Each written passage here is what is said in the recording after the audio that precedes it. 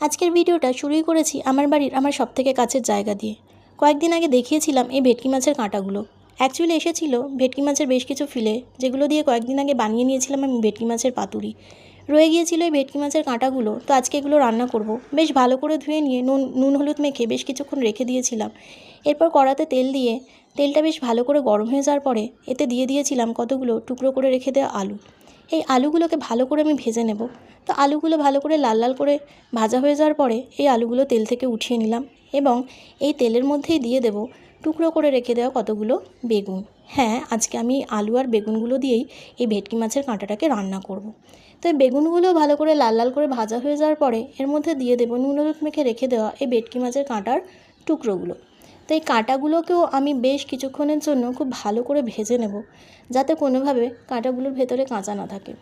তো এই কাঁটাগুলো বেশ ভালো করে লাল লাল করে ভাজা হয়ে যাওয়ার পরে কাঁটাগুলোকেও আমি এই তেল থেকে উঠিয়ে নেব এবং তারপরে এই তেলের মধ্যে আমি দিয়ে দেবো কুচিয়ে রেখে দেওয়া পরিমাণ মতো পেঁয়াজ।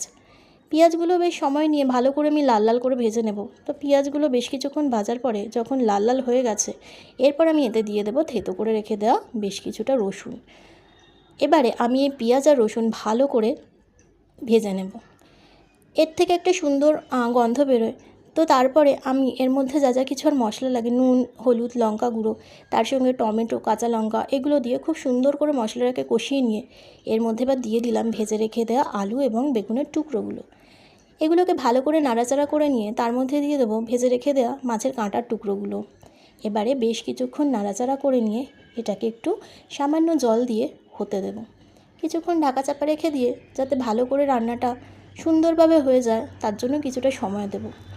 তো আমার বেশ কিছুক্ষণ পরে যখন দেখলাম, তো রান্নাটা কমপ্লিট হয়ে গিয়েছিল আর এই যে হয়ে গেছে ভেটকি মাছের কাঁটার তরকারি আলু আর বেগুন দিয়ে। সত্যি রান্নাটা এত টেস্টি হয়। আর আমাদের বাড়ির ঘরে কোনায় কোনায় যে কোথায় কি সারপ্রাইজ থাকে আগের থেকে বুঝতে পারি না। তো হঠাৎ করে দেখি এখানে কি নড়াচড়া করছে। পর্দাটা সরানোর পরে এই যে আমার একটা বিশাল সারপ্রাইজ এখানে বসেছিল। তার যে সারাদিনে কত কথা থাকে আর কত অর্ডার থাকে, তো এখন এখানে বসে বসে তার অর্ডার চলছিল। অর্ডারটা কী ছিল না, তার এখন ফ্রেঞ্চ ফ্রাই খেতে ইচ্ছা করছে, তো সেটাই আমাকে রেসিপিও বলছে কিভাবে বানাতে হবে। তো চেষ্টা করি যখন যেটা বলে যেভাবে পারি।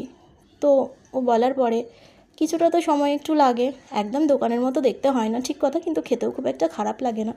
তো বানিয়ে দিয়েছিলাম। এই আলুগুলোকে বেশ কিছু বড় একটু স্লাইস করে তার মধ্যে একটুখানি নুন মেখে রেখে দিয়েছিলাম, কিছুটা কর্নফ্লাওয়ার গায়ে মেখে ফ্রাই করে দিয়েছিলাম। তো ঘরোয়াভাবে ফ্রেঞ্চ ফ্রাই কমপ্লিট। তো এটা খেয়েই ও এটা পেয়েও খুশি, এটা খেয়েও খুশি।